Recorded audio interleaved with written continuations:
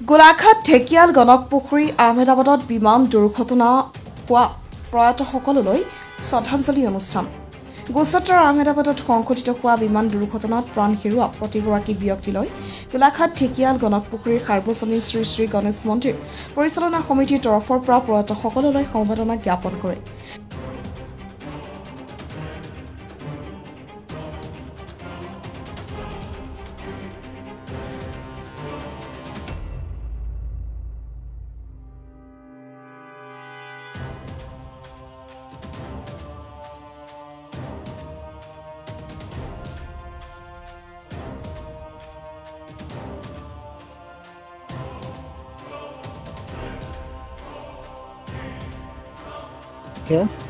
ভাৰতবৰ্ষৰ আহমেদাবাদত যি উৰাজাহাজৰ দুৰ্ঘটনা সংঘটিত হ'ল তাত প্ৰতিজন ব্যক্তিলৈকে আমাৰ গণকপুৰী সাৰ্বজনীন শ্ৰী শ্ৰী গণেশ মন্দিৰ পৰিচালনা সমিতিৰ তৰফৰ পৰা গভীৰ শ্ৰদ্ধাঞ্জলি জ্ঞাপন কৰিছোঁ।